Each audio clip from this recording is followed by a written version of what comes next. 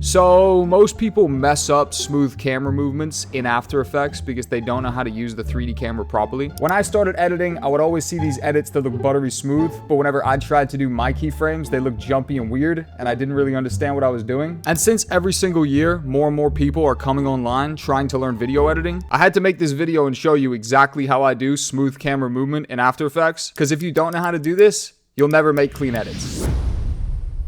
So we're in After Effects, and I've just cooked up this title sequence with really smooth camera movement. Here's what it looks like.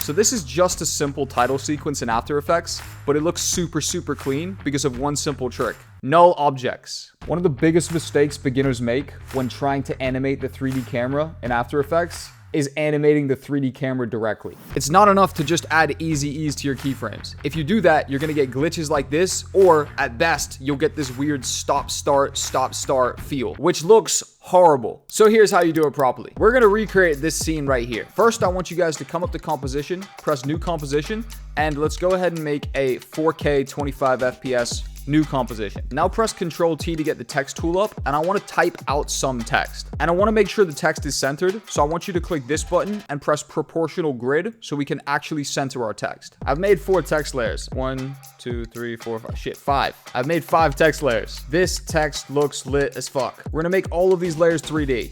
Then we're gonna right click, go to new, and go to camera. Now you can pick your focal length. For me, I like 28mm or 24mm. I think that's just like a good balance. For example, the lens you're seeing this on right now is a 23mm. So for me, I'm gonna whack on the 24mm. I'm gonna press OK. Now we can turn off the proportional grid, go to active camera, change to custom view 1, and this is gonna let us view the text in a 3D space. Now I wanna highlight all the text, press P for position, and I'm gonna start spreading out the text across the scene.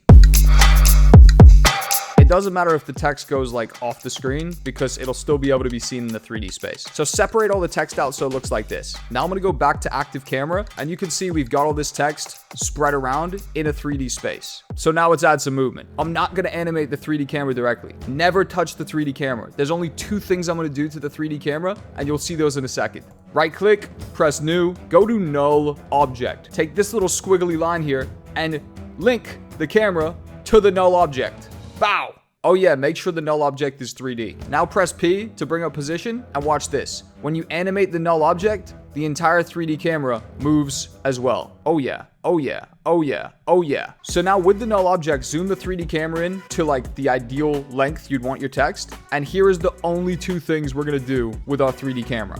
Open up the settings, go to camera options, and turn on depth of field. Then put the aperture on about 500, and then slowly play with the focus length until we can actually see the text. Everything behind should be blurred except for the text that's in front of us. This is gonna give us this really nice camera lens depth of field feel that just looks so crispy. And also, this text is only gonna appear as it comes into frame. So now let's animate. I wanna go ahead and move the 3D camera back, let's say over here, and let's go ahead and add a position keyframe. Then let's move over to maybe like 1 second or maybe 1.5 seconds, and let's zoom the camera all the way in until the text is in focus. Nice. Now if we play this, sure, it looks cool, but it has this obviously jumpy, jolty, like stop to it. Now, here's where most people mess up. All they do is they highlight the keyframes, they right click, and they add easy ease. So now, yeah, if we play easy ease, it certainly comes to a more gradual stop. But if we actually continue to animate with the null object, this is what it's gonna look like.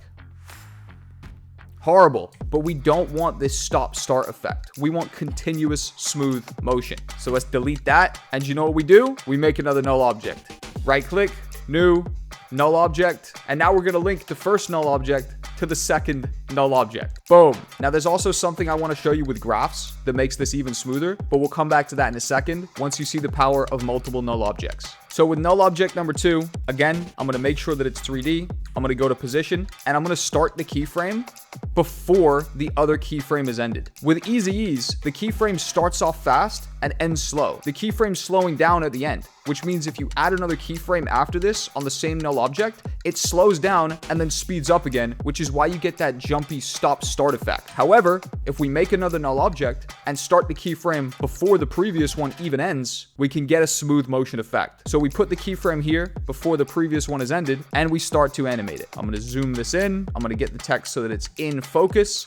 Move this position all the way over. And now, if we highlight it, right click, keyframe assistant, easy ease, and play this, all of a sudden, we're starting to get that continuous smooth motion. However, there's one crucial step that we missed, and that step was the graph. I want you to right click position and press separate dimensions. This is going to split up the keyframes into the X, Y, and Z positions. Then I want you to highlight them, right click, keyframe assistant, and easy ease. But then I want you to tap this graph editor button right here. And all we're going to do is take the Z position and just extend these yellow lines a little bit to make an S curve. This is going to make this motion buttery smooth.